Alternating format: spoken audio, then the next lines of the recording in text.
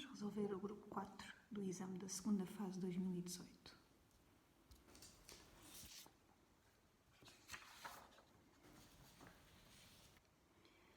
Uma bobina encontra-se imóvel numa zona do espaço onde existe um campo magnético uniforme. Os planos das piras da bobina são paralelos entre si e fazem sempre o mesmo ângulo com a direção do campo magnético. Portanto, o que é que nós temos aqui? Temos um campo magnético uniforme.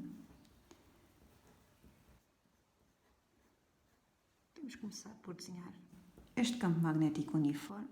Portanto, as linhas de campo têm que ser paralelas e equidistantes. Temos aqui um exemplo de um campo magnético uniforme e neste campo magnético está mergulhada uma espira imóvel, uma bobina imóvel. Vamos desenhar aqui a nossa bobina com as várias espiras.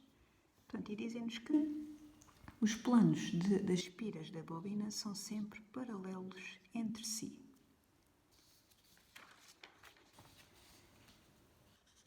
Qual deverá ser a amplitude? 1.1.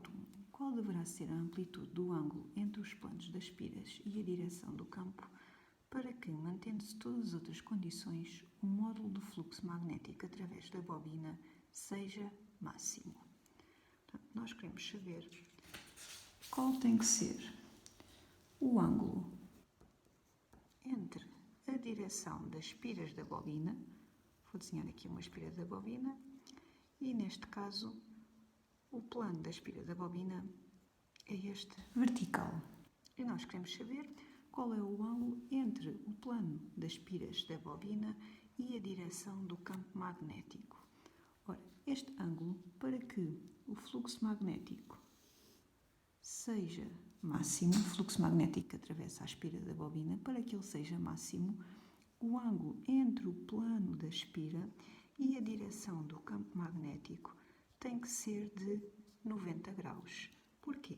Porque o fluxo magnético que atravessa uma espira da bobina é dado por a intensidade do campo magnético vezes a área da espira vezes o cosseno de um ângulo alfa. E este ângulo alfa é o ângulo que a direção do campo magnético faz com a direção normal ao plano da espira. Neste caso, como o plano da espira é vertical, a direção normal ao plano da espira é a direção horizontal. E, portanto, a direção horizontal é coincidente com a direção do campo magnético e o ângulo entre estas duas direções é 0 graus. E, portanto, é quando o ângulo alfa é 0 que o cosseno é máximo, é igual a 1. E, portanto, mantido a intensidade do campo magnético e a área da espira constantes, que é o que nos dizem no exercício, para que o fluxo magnético que atravessa a espira e as restantes espiras da bobina seja máximo, o ângulo entre a direção do plano das espiras e a direção do campo magnético tem que ser de 90 graus.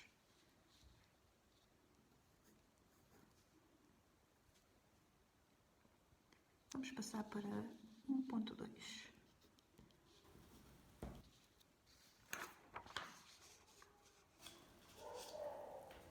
Num dado intervalo de tempo, a intensidade do campo magnético B varia com o tempo de acordo com o esboço do gráfico representado na figura 4. Portanto, temos aqui a intensidade do campo magnético a variar ao longo do tempo, em função do tempo t. Qual é o esboço de gráfico que pode representar o módulo do fluxo magnético que atravessa a bobina em função do tempo t no intervalo de tempo de 0 a t1? Portanto, nós agora queremos saber então qual é o gráfico que representa o módulo do fluxo magnético em função do tempo t. E conhecemos a variação da intensidade do campo magnético em função do tempo.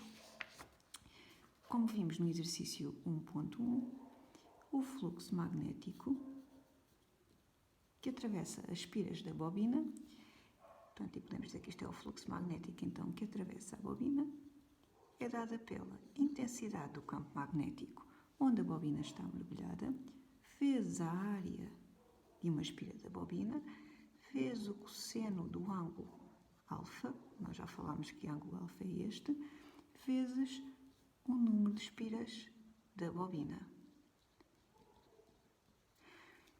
Portanto, como a bobina está imóvel no campo magnético, este ângulo alfa nunca varia. Como a área de cada espira também não varia, e como o número de espiras da bobina também não varia, significa que o que vai causar a variação do fluxo magnético a atravessar a bobina vai ser a variação da intensidade do campo magnético. E podemos ver que, quando o campo magnético, quando a intensidade do campo magnético aumenta ou diminui, o fluxo magnético vai aumentar ou diminuir na mesma proporção. E, portanto,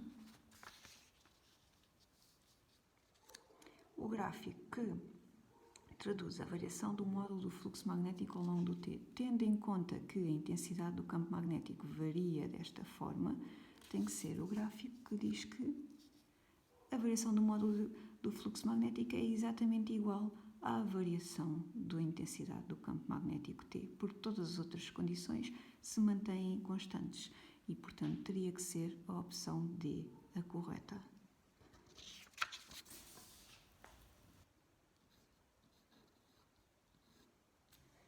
Vamos passar para